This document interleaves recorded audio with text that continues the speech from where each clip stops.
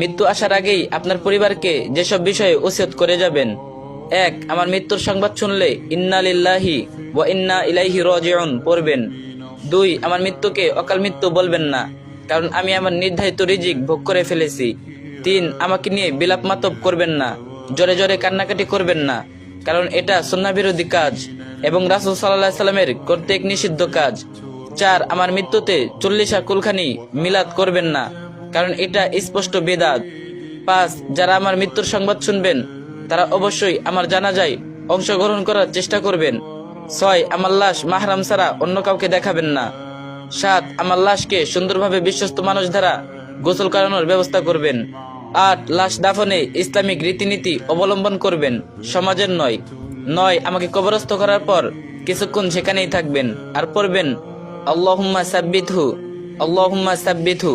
আমার